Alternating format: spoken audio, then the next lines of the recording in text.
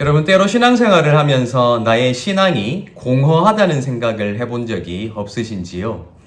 내가 처음 예수를 만나게 되었던 그때에, 내가 처음 예수를 그리스도라 고백하게 되었던 그때, 하나님이 나를 부르셨고 하나님이 나에게 믿음을 허락하여 주셔서 지금까지 부인해왔거나 지금까지 몰랐던 예수를 나의 주인으로 고백하게 되었다는 그 기적과도 같은 사실 앞에서 항상 감사하고 항상 뜨거운 열정을 유지해내리라 다짐하게 되지만, 간혹 우리에게 찾아오게 되는 것, 나는 정말로 잘 믿는 것이 맞는가? 내가 믿는 예수, 내가 믿는 하나님은 어떤 분인가 하는 것들에 대해서 나 스스로 답을 할 수 없을 때 내 신앙이 무척 공허하다는 생각을 하게 됩니다. 또 때로 나에게 믿음을 주신 그 하나님께서 살아계시고 나는 여전히 하나님을 믿고 있으나 나는 왜 이렇게 쉽게 흔들리고 나는 왜 이렇게 쉽게 혼란에 빠지게 되는가 하는 생각을 해볼 때도 있는 것이 사실일 것입니다.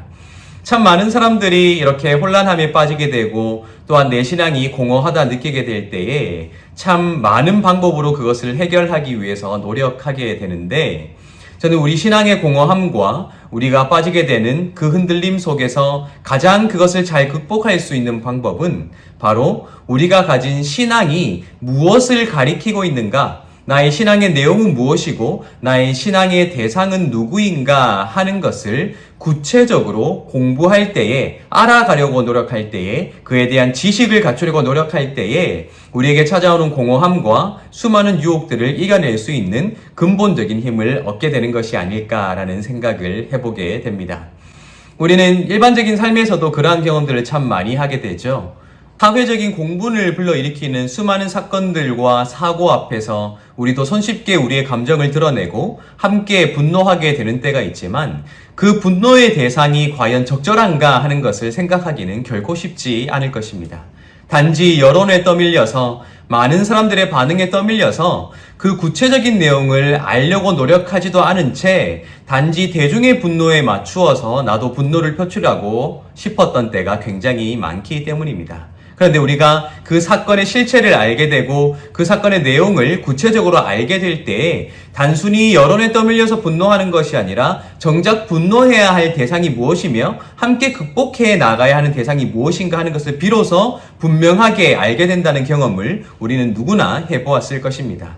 우리 신앙에 있어서도 마찬가지입니다.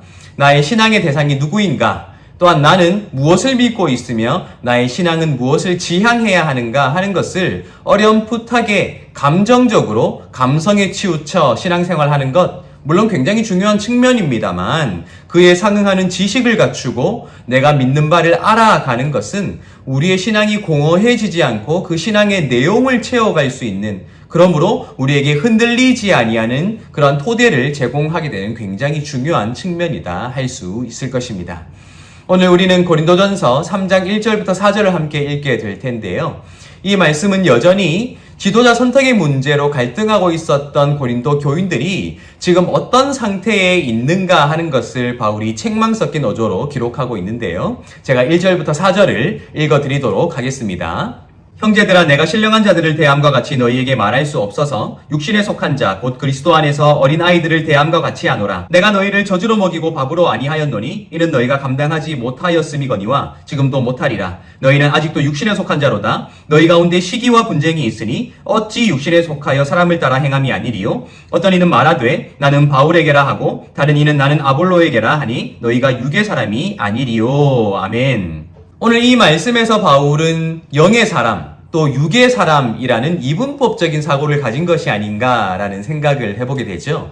이러한 사고 속에서 바울은 그들이 육에 속해 있는 자들이기 때문에 신령한 것을 말하지 못한다라는 한탄 섞인 책망을 하고 있음이 드러나고 있습니다. 그런데 우리가 기억해야 할 것은 바울이 지금까지 참 많은 오해를 받아온 바처럼 바울은 영과 육을 이원론적으로 나누어서 육을 쓸모없는 것으로 여기고 영만을 중요시 여긴 사람이 아니라는 사실입니다.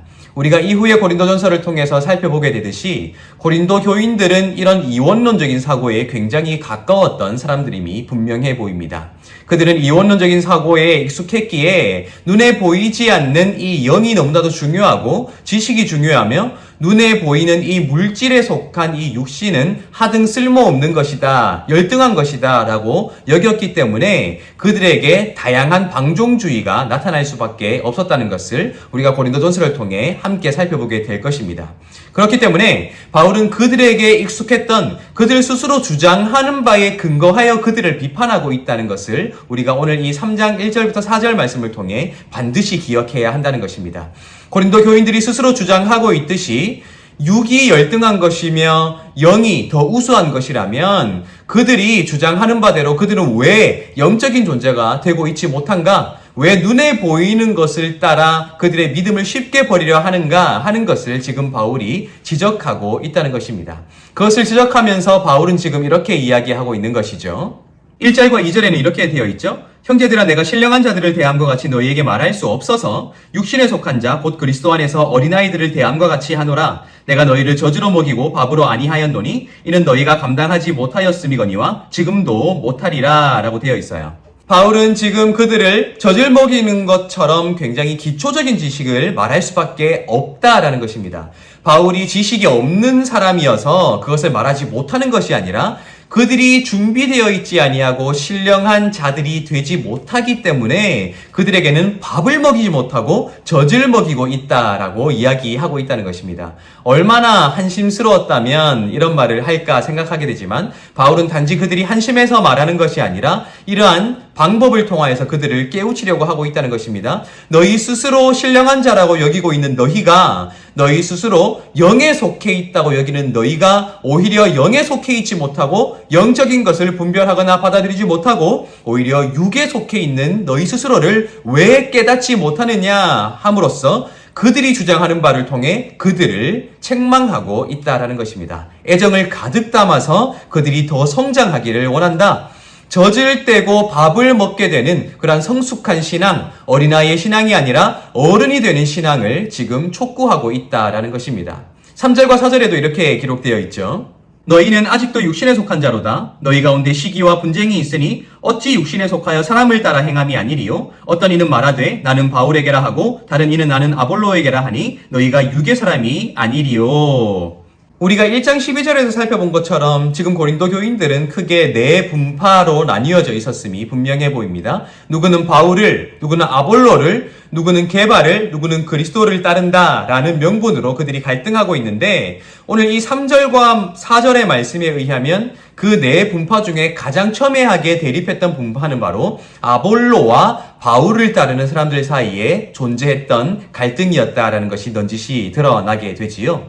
그런데 지금 그들은 나름대로 지식이 있으며 나름대로 자유하며 그들은 영에 속한 자, 이 열등한 육에 속한 자가 아니라 영에 속한 자라는 그들 나름대로의 주장을 가진 자들인데 결국 그들이 갈등하고 있는 것은 그러한 영적인 지식 또한 깊은 하나님에 관한 그러한 신령한 지식에 근거한 것이 아니라 단지 눈에 보이고 귀로 들을 수 있는 지도자 선택의 문제로 갈등하고 있다. 그러므로 너희가 지금 영에 속한 사람이 아니라 육에 속한 사람이다. 눈으로 보이는 지도자 선택의 문제로 너희가 갈등하고 있으니 너희가 육에 속한 자가 아닐 수 있느냐라고 바울이 질문하고 있다는 것입니다.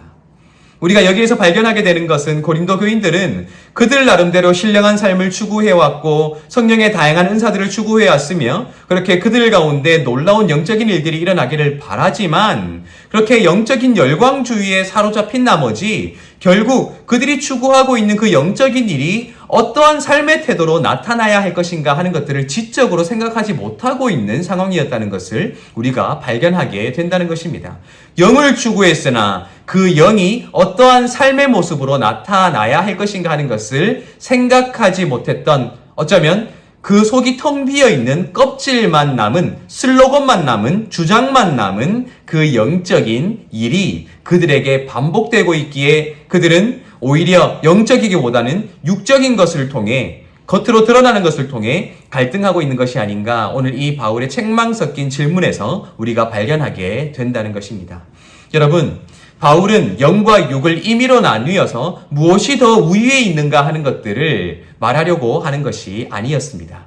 고린도 교인들이 주장하는 바 그들이 정말로 영에 속한 사람이라면 그에 합당한 삶을 눈에 보이는 삶의 양식으로 귀에 들리는 사랑의 언어들로 나타낼 수 있어야 한다. 결국 영과 육이 나뉘는 것이 아니라 그것이 통전적으로 조화를 이루어서 그들에게 아름다운 삶, 화합할 수 있는 삶, 서로를 섬기는 삶으로 나타나야 한다라는 것들을 말하기 위하여 그것을 강조하고 있을 뿐인 것이지요.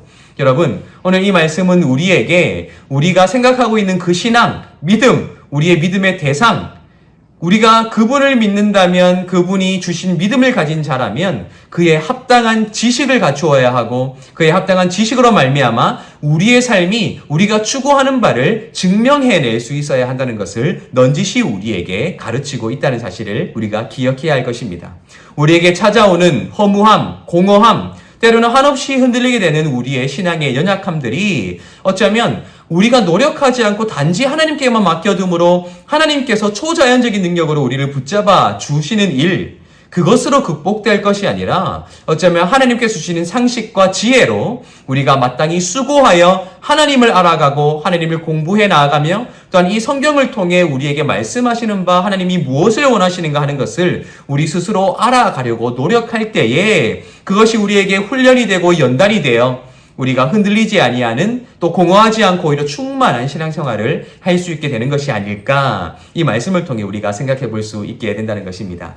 우리 앞으로 신앙생활을 함께 나아가게 될 터인데 참 많은 유혹들이 여전히 우리를 찾아올 것입니다. 또 때로 우리에게 공허함이 찾아올 때도 있을 것입니다. 그럴 때에 무엇인가 기적적인 방식을 바라는 것, 물론 하나님께서는 그런 기적을 행하실 수 있습니다. 그러나 우리가 할 수 있는 바, 하나님이 어떤 분인가 하는 것들을 더 깊이 있게 알아가고 수고롭지만 성경을 읽고 공부함으로 그 하나님에 대한 믿음이, 지식이 무엇을 말하고 있는가 하는 것을 통해 나의 믿음의 내용을 점검해 나아가고 그렇게 잘못된 믿음의 방향을 온전히 하나님께로 정말 이끌므로 인하여 하나님께서 우리에게 원하시는 바를 갖추어 나가는 것, 어쩌면 그것으로 우리에게 찾아오는 공허함과 위기들을 극복해낼 수 있는 것이 아닐까 우리가 생각해 볼 수 있어야 한다는 것입니다. 함께 공부합시다. 함께 알아갑시다. 그렇게 우리의 신앙의 내용을 채워갈 수 있는 수고를 마땅히 해갑시다. 그렇게 우리가 알아감으로 믿는 것과 아는 일에 하나가 되어 오직 그리스도의 장성한 분량에 이르게 되시기를 예수님의 이름으로 축복합니다.